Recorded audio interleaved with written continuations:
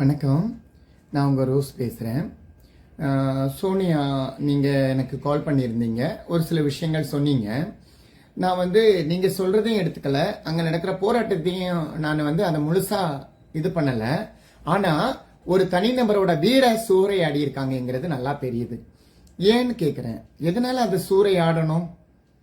அவங்க என்ன செஞ்சிருந்தாலும் நீங்கள் சட்டத்துக்கு கீழே அவங்கள கொண்டு போய் நிப்பாட்டுறதை தான் எடுக்கணுமே தவிர, ஏன் அவங்க வீட தனிப்பட்ட முறையில நீங்க சூறையாடிட்டு நீங்க ஏன் அதை போராட்ட குழுவா இறங்கணும்? செஞ்சுட்டீங்க இல்லையா, சூறையாடிட்டீங்க. அதுக்கப்புறம் அவங்க காவல்துறை மூலம் எடுக்கக்கூடிய நடவடிக்கை என்னன்னு பார்க்கலாம். அவங்க நீங்க மந்திராமா செஞ்சிருக்கிற தப்புக்கு நீங்க என்ன இது சட்டத்துக்கு கீழே கொடுக்குறீங்களோ அதை செய்ய வேண்டியதானே. அதுக்காக சிஎம் வர வழியில போய் அவங்க கான்வாயை மறிச்சு தான் நம்ம பண்ணணும் அப்படிங்கிறப்போ பல கோணங்கள்ல யோசிப்பாங்க இல்லையா. இன்னைக்கு எவ்வளவு சாதிச்ச திருநங்கைகளும் தலைகுனிஞ்சு போறதுக்கு இந்த சாதிக்காம இருக்கிற அத்தனை திருநங்கைகளும் காரணமா இருக்காங்க. எவ்வளவு பேரு தங்களுடைய ஒரு வாழ்வாதாரங்களை அவ்வளவு மாத்திட்டாங்க. ஆனா அந்த மாத்தினாலும் ஒரு பானை சோத்துக்கு ஒரு சோறு பதம்னு சொன்ன போல எங்கேயோ ஒரு சில விஷயங்கள் நடந்துட்டு தான் இருக்கு. ஆனா அதையே நீங்க மனசுல நினைச்சிட்டு மற்றவங்க வாழ்வாதாரம் நல்லா இருக்கணும்னு ஏன் நினைக்க மாட்டேங்கிறீங்க? இப்ப அங்க நடக்கிற விஷயம் என்ன?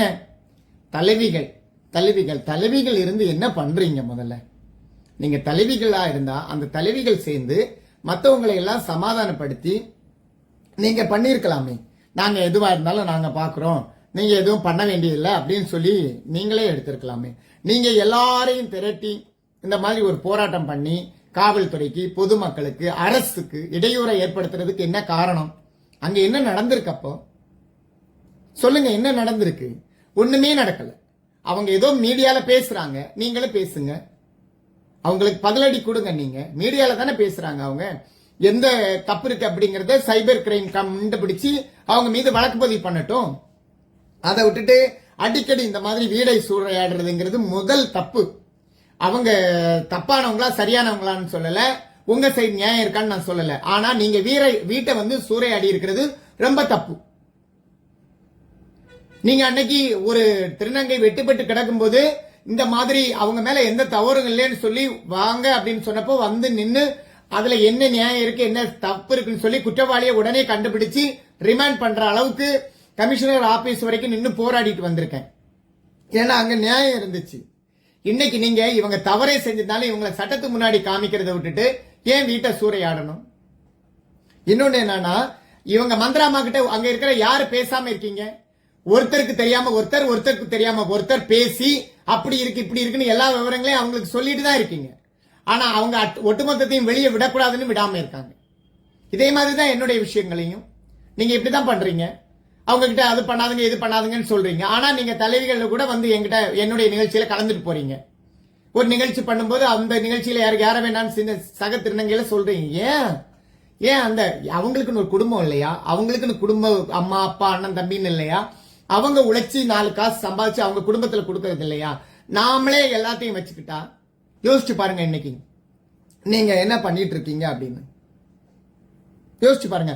யாராவது இந்த 5000 பேர் நீங்க இப்ப இணைஞ்சி போய் எங்களுக்கு ஒரு இடஒதுக்கீடு கொடுங்க, எங்களுடைய வாழ்வாதாரத்துக்கு மாற்று வாழ்வாதாரம் கொடுங்க, எதையாவது கேட்டிருக்கீங்களா? இல்ல.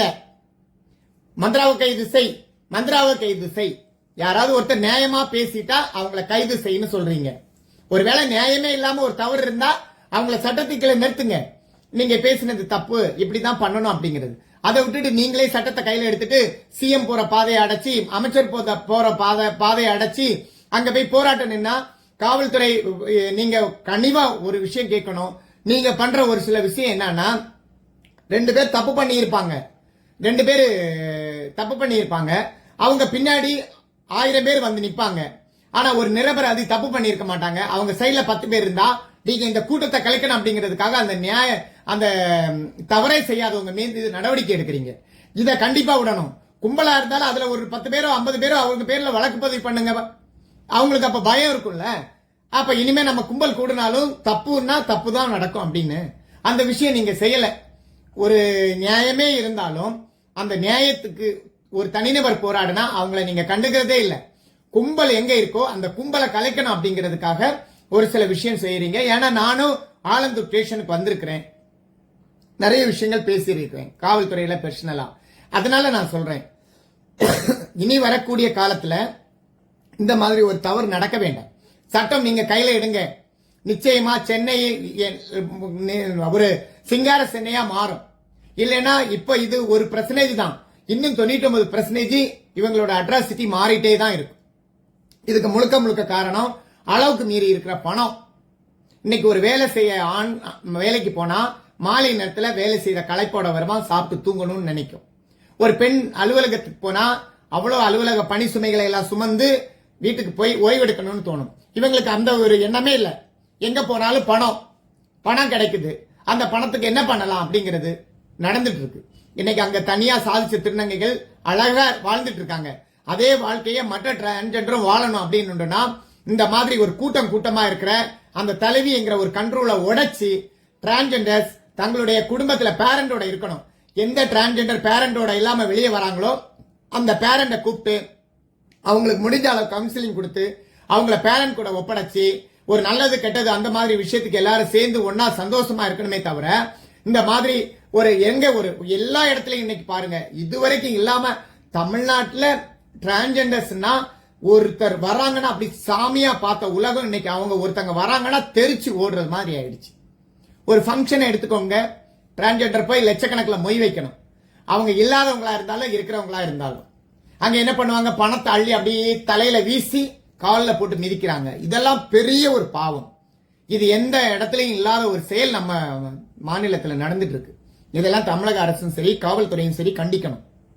நிச்சயமா இதுக்கு ஒரு முற்றுப்புள்ளி வர்றதுக்கு தான் இந்த போராட்டம்னு நினைக்கிறேன்.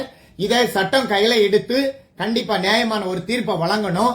வழங்கி இன்னைக்கு எத்தனை டிரான்ஜெண்டர் பயந்து நடுங்கி ஒடுங்கி போய் உட்கார்ந்து இருக்கிறாங்களோ, நீங்க மட்டும் காவல்துறையோ இல்ல தமிழக அரசோ குரல் கொடுத்து நீங்க வெளியே வாங்க அப்படின்னா நிச்சயமா அவங்க வருவாங்க. அவங்களுடைய வாழ்வாதாரம் வேற லெவல்ல இருக்கும். ஏன்னா இன்னைக்கு அவங்க கப்பங்கட்ட முடியாம அவ்வளவு அடிமைத்தனத்துல உள்ள உட்கார்ந்து இருக்காங்க. அத்தனை பேர் என்னுடைய மெசஞ்சர்ல போய் பார்த்தாலே தெரியும், அவ்வளவு பேர் எதிர்ப்பாங்க. என்னுடைய அவ்வளவு கால்ஸ் அம்மா எப்படியாவது இந்த அடக்குமுறையில இருந்து எங்களை வெளியே கொண்டு வாங்கன்னு நிறைய பேர் இருந்துட்டு இருக்காங்க. நிச்சயமா இனி வரக்கூடிய உள்ளாட்சி தேர்தல்ல அந்த மேயர் பதவியை நான் நின்னு ஜெயிக்கணும். கண்டிப்பா ஜெயிப்பேன். என்னுடைய எல்லா வேலையும் உதறி விட்டுட்டு அந்த சென்னை மாநகராட்சி மேயரா நான் நின்னு களம் இறங்கி ஒரு மங்கை இருந்த இடத்துல ஒரு நங்கை எந்த அளவுக்கு ஆட்சி செய்யுங்கிறத புரிய வைக்க போறேன். கண்டிப்பா இது நடக்கும், இது நடக்க தான் போகுது. நீங்க பாருங்க, அதுக்குள்ள எல்லாருமே உங்களுடைய வாழ்வாதாரத்தை மாற்று பாதைக்கு கொண்டு போங்க. படிக்கிற டிரான்ஜெண்டர்ஸ்க்கு இன்னைக்கு எவ்வளவு என்ஜிஓஸ் வச்சு நடத்துறாங்க. குறிப்பா நிறைய பேர் சொல்லலாம். இந்த தனபாக்கியன் ஒரு அம்மா எல்லாம் இருக்காங்க, என்ன ஒரு பிரச்சனைனாலும் அந்த இடத்துல ஓடி போய் நின்று ஸ்ட்ராங்கா பண்றாங்க. அவங்களும் சென்னையில தான் இருக்காங்க. ரேணுகான் ஒரு அம்மா இருக்காங்க, அதே போல அந்த சுபேதா அப்படின்னு இருக்காங்க, அந்த அம்மாவும் அப்படிதான். இன்னும் நிறைய அமைப்புகள் என்ஜிஓஸ் இருக்காங்க. இவங்க எல்லாரையும் வாழ விடக்கூடாது, தலைவி கண்ட்ரோல்ல தான் இருக்கணும்னு அத்தனை பேர் போராடிட்டு இருக்காங்க. இப்ப கூட நம்ம மாட்டுக்காரின் ஒரு நிறுவனம் சகோதரி தோழி அந்த பரா அவங்க சூப்பரா பண்ணாங்க, சாதிச்ச டிரான்ஜெண்டர்ஸ்க்கு. ஆனா ஒரு விருது வழங்கி 2 அமைச்சர்களை வர வச்சு, ஆனா அந்த நிகழ்ச்சியில கூட பாதி பேரை கலந்துக்க விடாம இந்த தலைவிகள் முட்டுப்புள்ளி போட்டிருக்கீங்க. ஏன் அப்படி போடணும்னு கேக்குறேன். பயந்து போய் டிரான்ஜெண்டர்ஸ் வெளியே வராம இருக்காங்க. இந்த பயத்துல இருந்து அவங்களை வெளியே கொண்டு வந்து அவங்களோட வாழ்வாதாரத்தை மாற்றுவதற்கு சென்னை மாநகராட்சியோட மேயரா நான் கண்டிப்பா உள்ளாட்சி தேர்தலில் களம் இறங்கி உங்களுடைய எல்லாரோட வாழ்வாதாரம் சீரும் சிறப்புமா இருக்கணும்னு செயல்படுவேன் என்று கூறி விடைபெறுகிறேன்.